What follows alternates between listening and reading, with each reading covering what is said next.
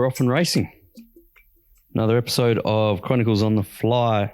This time, only myself, Simon and Mel. What's your brother doing today, Mel? Don't know. Family duties, I think, my friend. Okay, all right. Family duties. Well, we've been arguing during the week, so save a bit of a punch-up. So it's all good. All right, now we're recording on our new little fancy device, the Zoom H6, so we're giving it a test run. So far, it's a bit hit and miss. Yes, it's a little bit hit and miss, but I think anyway, long term will be fine. Okay. So what are we talking about today? Oh, there's a few things we can talk about, but I don't know. What do you want to talk about, Simon? What's in your mind? I noted down a couple of things during the week. So obviously is that we've come from our last episode when we were in lockdown. Now we've come out of lockdown, and really the only difference is that we just have to wear masks. Yes, masks in public, but that finishes at the end of today. No, it's tomorrow, isn't it? Isn't it? No, it's today. Is it? Midnight Saturday, is it? Okay. Which is tonight, right? Tonight. So on Sunday we don't have to wear them anymore in public. I'd like to slap Australia Post because I ordered my mask at the on the Sunday postage, and I received them yesterday. After all that, why is that a surprise to you if you ordered it once you needed it? Yes, but it doesn't take 14 days to deliver on Australia Post. Okay, that is ridiculous, absolutely ridiculous. All right, so it is pretty stupid that it takes 14 days for our national postage carrier to deliver a package. So does that mean you've been gallivanting around the place without a mask on? No. I've had masks. I bought a nice, a more comfortable mask. I've gone from a traditional mask to a more comfortable mask. Okay. But there's no point because it only came yesterday. So, and we don't have to worry about it anymore. I mean, I've only had to wear it. I think I've needed it 4 times. I think 3 were trips to the shop to pick up the essentials, milk and bread, and once to another place, but that's it. And I've just been using an industrial dust mask. That'll do the job. I had to wear a mask to take my daughter to school, actually. So oh, really? My daughter she started kindy, so one parent can go in and have to have a mask. Oh, yeah. We got the emails coming through about what all the guidelines were and everything else, whatever. All for one case. Yeah. Well, this is the thing. We were pretty critical, weren't we, last time about it, right? One case, why do we have to lock down? However, I was reading some tweets from the head of the AMA, I think the WA chapter of the Australian Medical Association, Andrew Miller, his name was, right? So what he has said, and he went on radio saying this as well, saying, because as a response to everyone, saying this is overreach, overreaction, etc. But the thing is with this, because it's airborne, right, the virus, it hangs in the air. These droplets hang in the air. So that's why, you could walk into a shopping centre and someone just walks through the air that you breathed in or breathed out 20 seconds, 30 seconds before. Those droplets are still hanging in the air and you're breathing it in, right? So it's airborne. No different to the common cold. The thing is, and then you've got to also consider the types of people who spread this virus. About 10 or 20%, I think, of people are super spreaders. That's the new word, super spreader. A super spreader is actually a machine they use on a farm, by the way. Is it? Okay. But it's used as a comparison to some people who spread it very, not much at all. But some, these super spreaders, that he reckons, can spread it to 50 to 100 people, right? And then if you think, well, what's the percentage of potential super spreaders in that 50 to 100 people? Could be. That's how it spreads exponentially. So this is the reason why they couldn't take the risk, and they had to, or roll the dice that this guy was not going to be a spreader. And obviously, this one case turned out not to be a spreader at all. And it's just by chance. It's just pure luck. But the medical advisors had to tell McGowan, you've got to lock down, right? And basically, he's following the advice. Now, we've been harsh on McGowan. But if you've got that on the table, right, you can either roll the dice that this guy's not going to spread, or there's an 80% or so chance that he is going to spread something. That's why they go into early lockdown, right? And that's why Victoria's, what have they got? They had about 5 cases and now they've gone into lockdown. This is why they go hard fast, because you can't tell up front how much those early cases are going to be spreading. And if they happen to be super spreaders, then basically you're stuffed. It's just going to exponentially spread. So I think because of that, I'm probably less critical. I look at it from a small business point of view. You're told shut down, end of story, a week. The cost to small business would have been massive. That's just how I see it. And people don't take that into consideration, which is quite frustrating. Because if you're a small business and you've been told, no, that's it, you can't operate, well, you got stuffed. Because at the end of the day, and the cherry that he gave was that he gave a $500 credit on your electricity bill. But that doesn't go much to paying your week's wages, does it? You still got to pay the holiday pay if they're holiday pay, right? And that's got to come from somewhere. So the money is you've lost a week's trade, and I've known small business. I've had a couple of retail shops that reckon they were dead, and retail shops they think they would have been really busy, were very quiet. They said, and the staff are complaining they wanted hours. They get holiday pay and this and that. It's like, mate, you're a casual. So, and on the flip side, this is also why a lot of employers employ casuals. It's kind of answered the question why they don't employ casuals. Situations like this. Anyway, we go back to normal tomorrow. Well, more normal. But hang on, I do have one gripe with McGowan, left over, let's say, is that during the week when they announced, I think it was a couple of days ago, they announced that, yep, we're going to, be going back to normal on Sunday, okay? The way things were before this one case arose.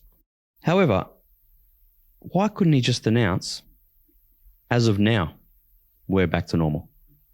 Why did he have to leave it another 2-3 days?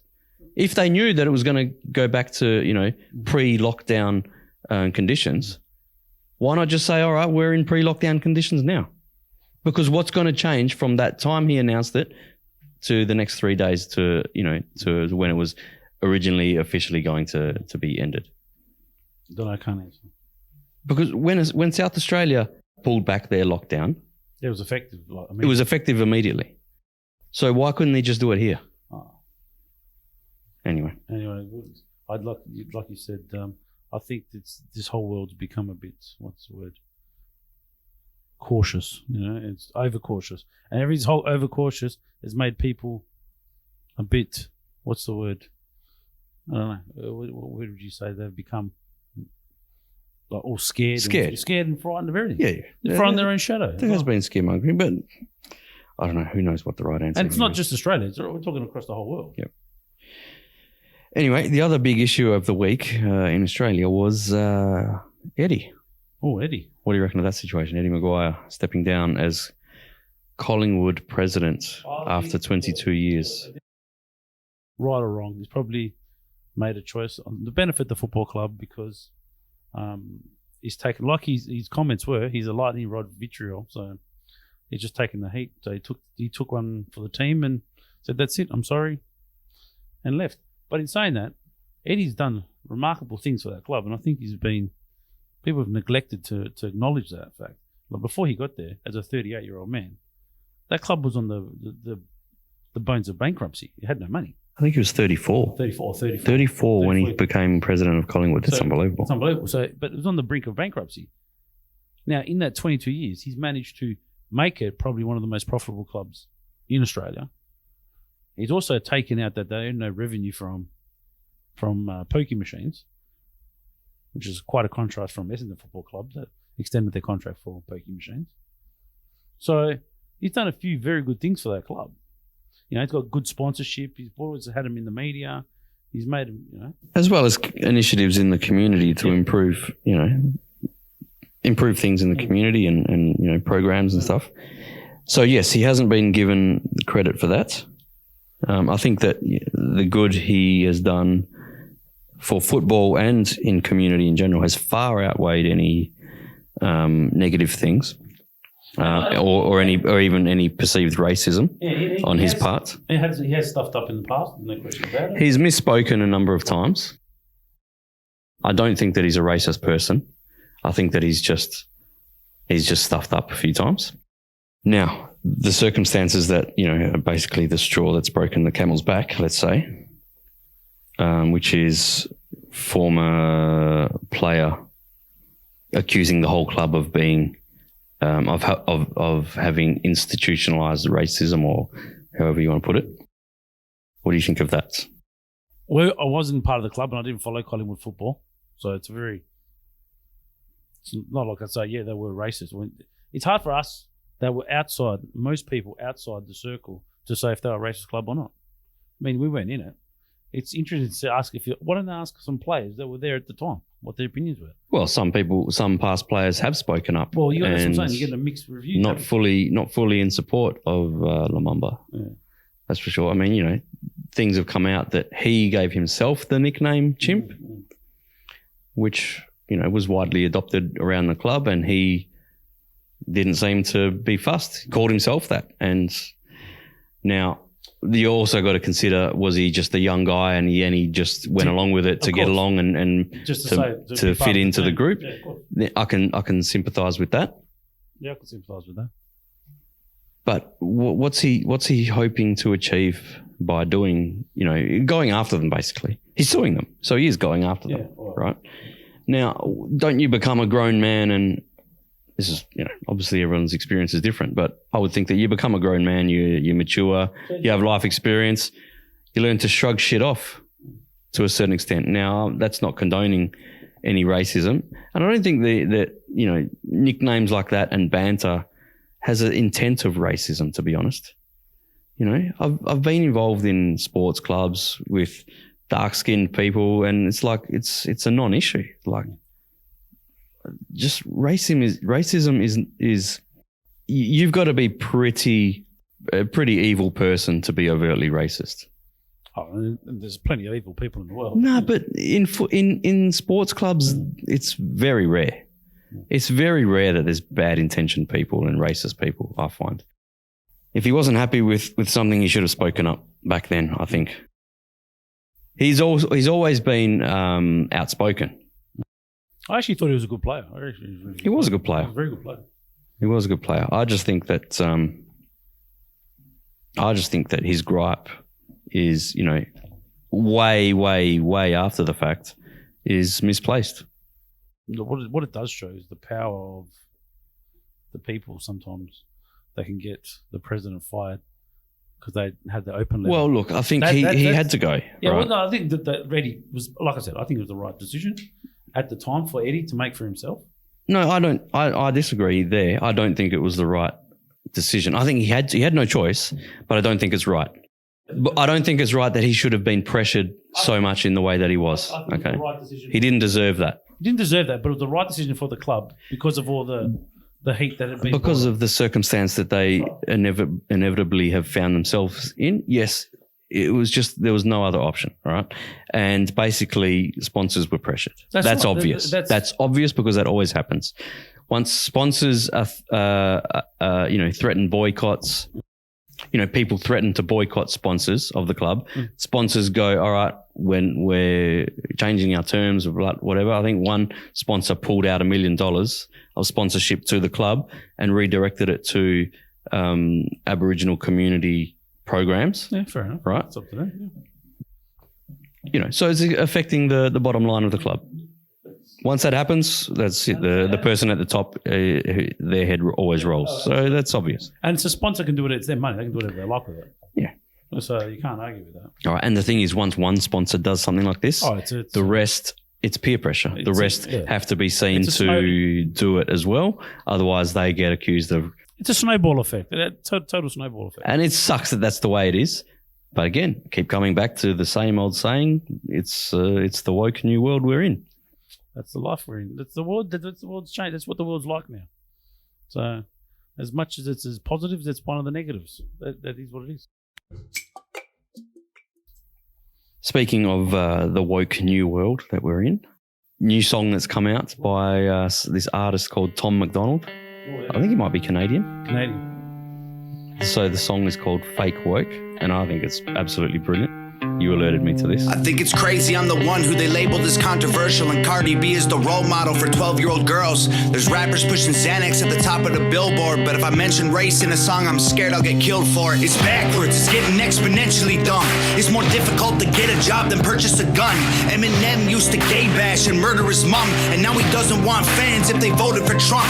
We're ashamed to be American. You should probably love it, cause you have the right to say it and not get strung up in public. As children we were taught how to walk and talk, but the system wants adults to sit down and shut up. Cancel culture runs the world now, the planet went crazy. Label everything we say as homophobic or racist. If you're white, then you're privileged, guilty by association. All our childhood heroes got Me Too'd or they're rapists. They never freed the slaves. They realized that they don't need the chains. They gave us tiny screens, we think we free cause we can't see the cage. They knew that race war would be the game they need to play. For people to big teams, they use the media to feed the flame. They so fake woke.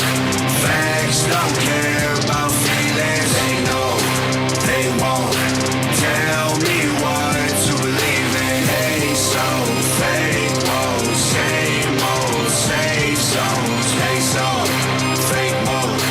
Facts don't care about your feelings. I think it's crazy how these people screaming back. What do you reckon? I reckon what related me to was that someone made a video that he got cancelled on Amazon and on Apple iTunes.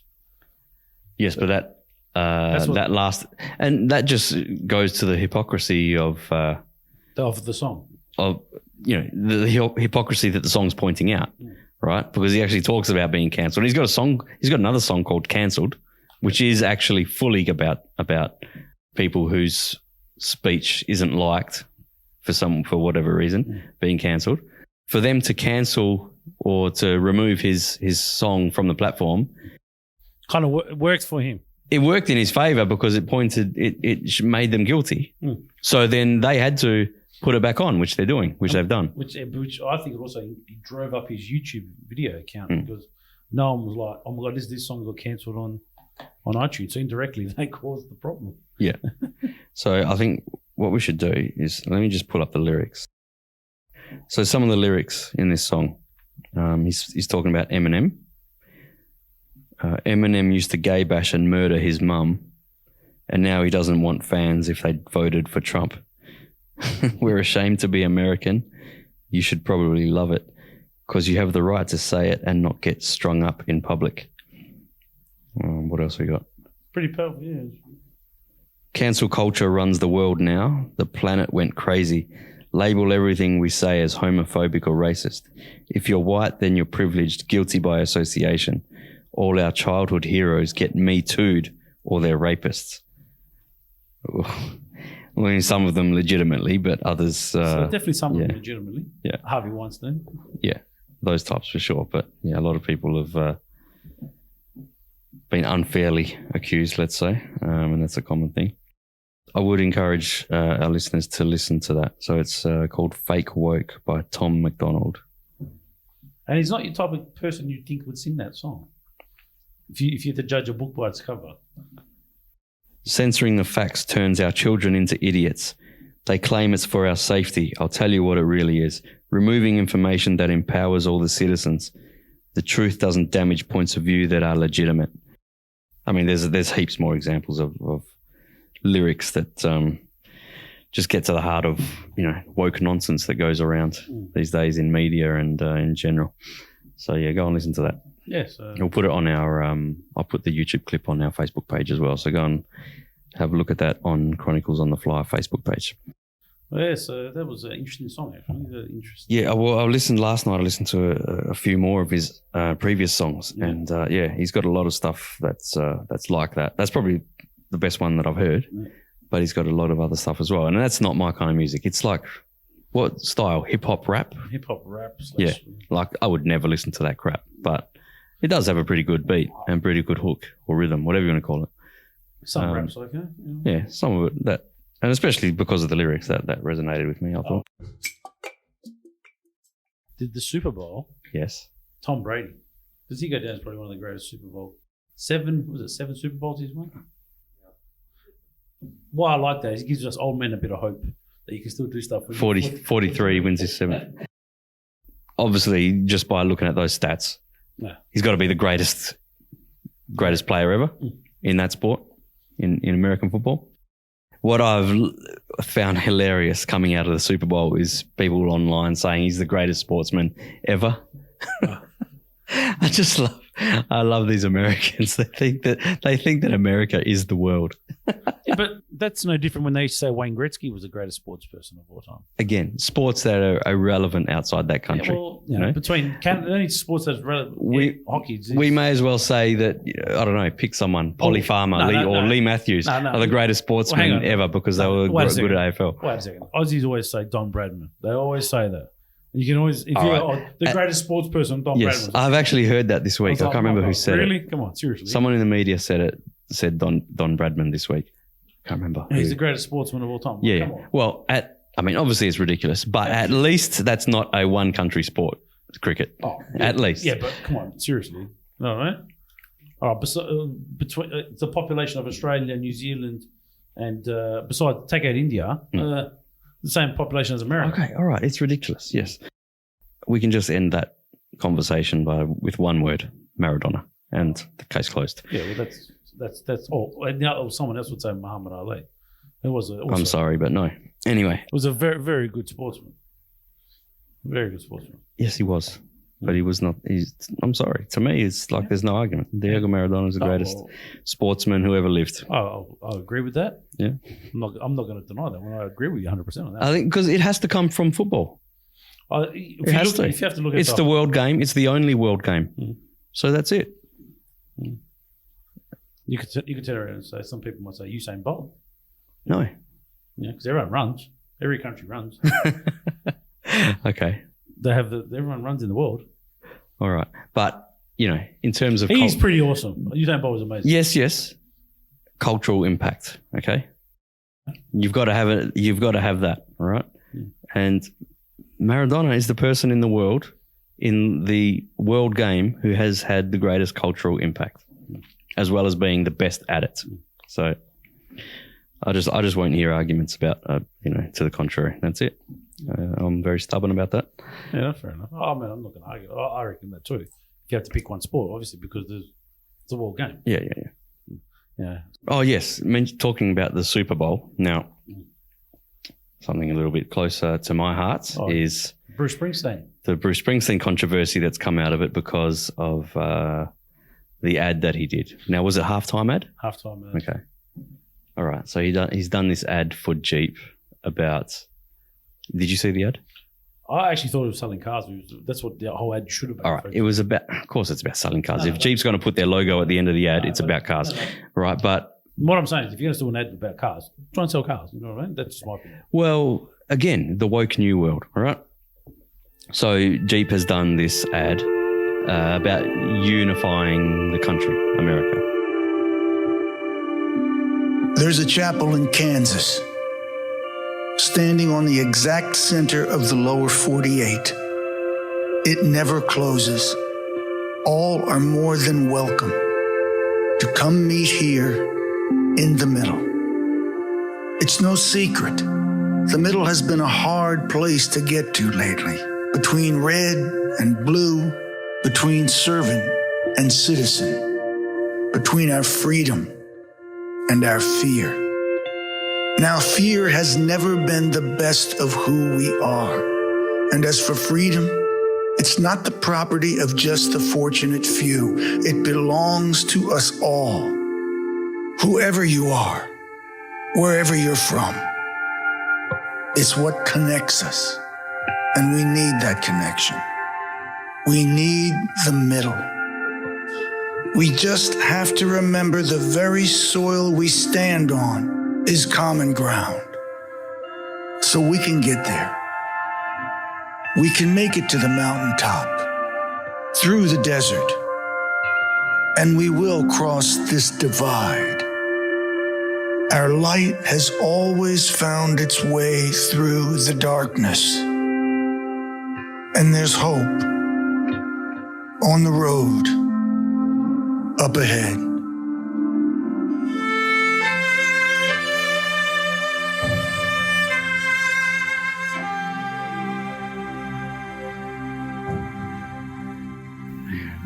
Bruce, the premise is, he's in Kansas, which is, one of the middle states of America. So it's, pretty much in the middle of America. So the concept is we need to meet in the middle, right? And there's the backdrop of a church and blah, blah, blah, right? I love Bruce. Okay, obviously I'm a ridiculous, fanatical, you could say, Bruce Springsteen fan. Have been for a number of years. I'm wearing his T-shirt right now, actually. I don't agree with all of his opinions and views. Obviously, I have a conservative mind politically. He is very much left-leaning. I wouldn't say he's more liberal than. Okay. I wouldn't say he's left. There's a distinction between left and liberal. Okay. He's very liberal. He's Democrat supporting. He's a liberal. But they've gone so far left, the Democrats. So he's of the left. Okay, plain and simple. Okay, I've got a lot to unpack about this. So where do I begin? Now, people say that you can't like Bruce Springsteen if you're right leaning or conservative. Okay, because all his lyrics are about politics of the left and that kind of thing. I find that to be absolute bullshit. Yeah, correct. Okay. I think that's bullshit. Because music and like lyrics, you like. Yes, music and lyrics you can interpret and can mean anything that it wants for you. What was this song that was Born in the USA? That was an anti-Vietnam song. Born in the USA is not a pro-America patriotic song. It is a patriotic song because it's about sticking up for Wasn't about the vets. American vets and the poor way they were treated by the country when they returned. Okay? So 100%. And that song, 100% was right. It was 100% So correct.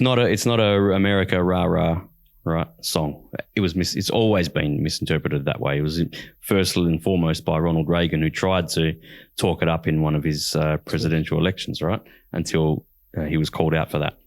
Anyway, that's another story. Mm-hmm. But you still won. Right? And the reason I say that Born in the USA is a patriotic song is because Bruce loves his country, that he was calling out these wrong things that happened to these Vietnam vets. Okay, so again, go and read the lyrics and you'll see. And correctly so. They were even here. We were like, you know better than anyone. Yeah, the vets were never. But treated. I suppose that song, it sounds like a Go America song because of just the sound of it, all right? And people don't pay attention to much, beyond the chorus. But let's go back to the Jeep Superbowl ad that he did. Okay. He's talking about unity and go and watch it. It's only a 2-minute long ad. The right or conservatives or the right are calling him out and just the left out in general for being hypocrites, because the only reason why it's become such a common thing now that these Democrats and people supporting the Democrats in America are calling for this, unity for the country and blah, blah, blah. They're only saying that because they won the election, because they got their boy in the White House.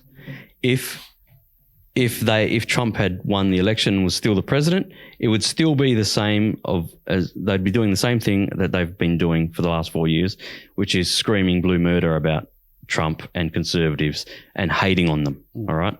Vitriol towards them. That's all it's been, okay? So they have a legitimate reason for calling Springsteen and the left hypocritical for that message, that unify message, okay? And now Springsteen's also been copying it from the left side, or supporters of the Democrats and the left in America, because basically they don't want to unify, right? They still hate conservatives and Trump supporters. So their view is, why the hell would we want anything to do with these people? They're disgusting, they're fascists, they're Nazis, blah, blah, blah. Trump supporters are deplorables, like Clinton called them. They're terrible people. So those people hate that message. And there's probably 10% in the middle who think this unify message is a good message. Okay. It is a good message in general.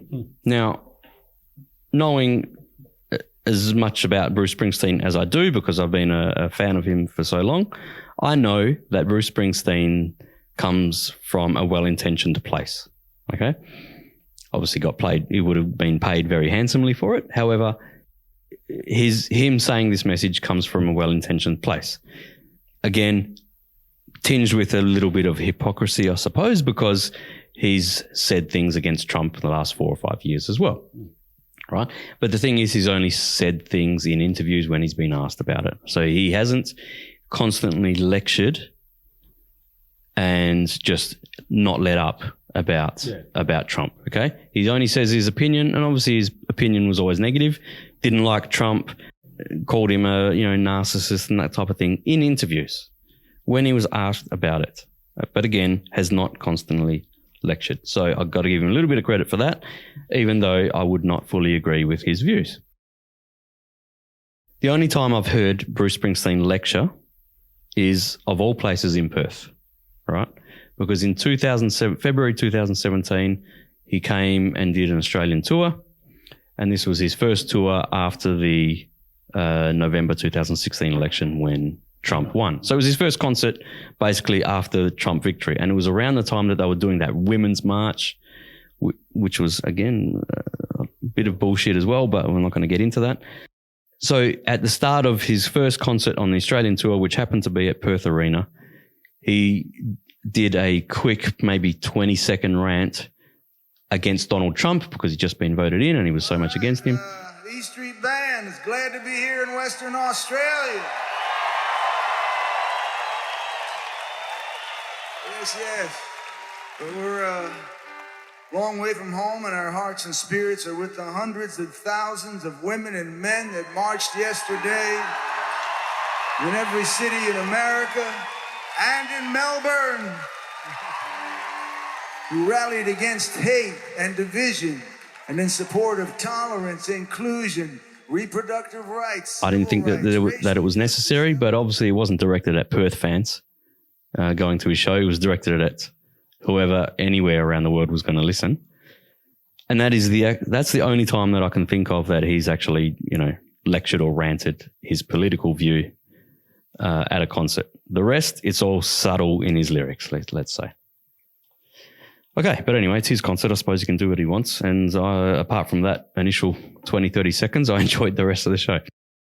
Now, do I stop supporting Bruce Springsteen because I didn't like that rant, or I didn't like his stance about conservative politics or Donald Trump or this ad that he's done, which is a little bit hypocritical for the Superbowl ad?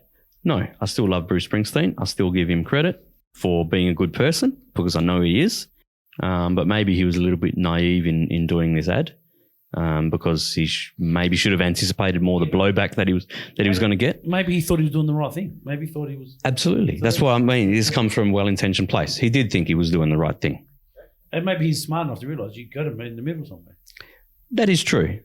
But there's a lot of things that you could throw at him and say, yeah, you're doing this ad in Kansas. Kansas voted Republican. You know what I mean? So you can easily, for all the well-intentioned aspects of it, there's a hypocritical aspect of it. That's my thoughts. Yes, I'm still going to listen to Bruce Springsteen. Next time he does a tour, I'm still going to be front and center. I don't agree with all his views, and I don't think every one of his. I know very well because I communicate with a lot of other Springsteen fans who share my view, but still love him, and I think that's a good thing, right? Yeah, absolutely. You could say the same as for Bono of U2, right? He's far more extreme and outspoken than Bruce Springsteen has ever been in terms of his liberalism or whatever you want to call it, right? And he preaches and rants like there's no tomorrow at his concerts. I still love U2. I'm not, U2 is nothing without Bono.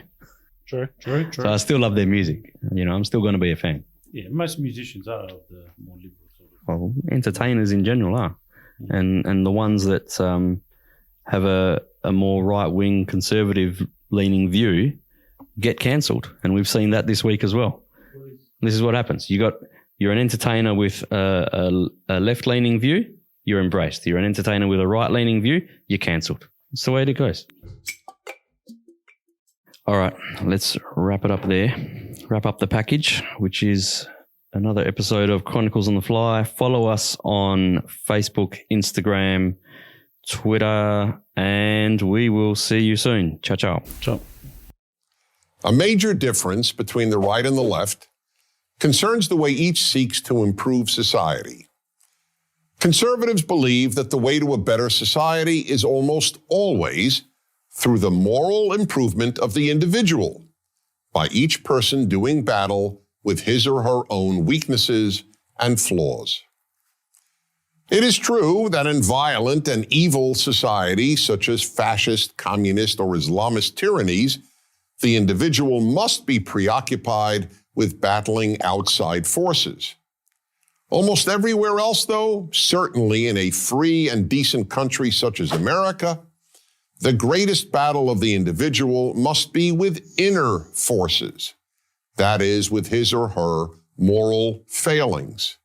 The left, on the other hand, believes that the way to a better society is almost always through doing battle with society's moral failings. Thus, in America, the left concentrates its efforts on combating sexism, racism, intolerance, xenophobia, homophobia, Islamophobia, and the many other evils that the left believes permeate American society. One important consequence of this left-right distinction is that those on the left are far more preoccupied with politics than those on the right. Since the left is so much more interested in fixing society than in fixing the individual, politics inevitably becomes the vehicle for societal improvement. That's why whenever the term activist is used, we almost always assume that the term refers to someone on the left. Another consequence of this left-right difference is that since conservatives believe society is changed one person at a time, they accept that change happens gradually. This isn't fast enough for the left, which is always and everywhere focused on social revolution. An excellent example of this was a statement by the then presidential candidate Barack Obama just days before his first election in 2008. To a rapturous audience, he declared, "We are 5 days away from fundamentally transforming the United States of America." Conservatives not only have no interest in fundamentally transforming the United States of America, they are strongly opposed to doing so. Conservatives understand that fundamentally transforming any society that isn't fundamentally bad, not to mention transforming what is one of the most decent societies in history, can only make the society worse. Conservatives believe that America can be improved, but should not be transformed, let alone fundamentally transformed. The founders of the United States recognized that the transformation that every generation must work on is the moral transformation of each citizen. Thus, character development was at the core of both child rearing and of young people's education from elementary school through college. As John Adams, the second president, said, "Our Constitution was made only for a moral and religious people. It is wholly inadequate to the government of any other." And in the words of Benjamin Franklin, only a virtuous people are capable of freedom. Why is that? Because freedom requires self-control. The freer the society, the more self-control is necessary. If the majority of people don't control themselves, the state, meaning an ever more powerful government, will have to control them. From the founding of the United States until the 1960s, schools and parents concentrated on character education. But with the ascent of left-wing ideas, character education has all but disappeared from American schools. Instead, children are taught not to focus on their flaws, but on America's. Social issues have replaced character education. An example is a new K-12 science curriculum, the next generation of science standards, which will teach young Americans starting in kindergarten about global warming. And when they get to college, American young people will be taught about the need to fight economic inequality, white privilege, and the alleged rape culture on their campuses.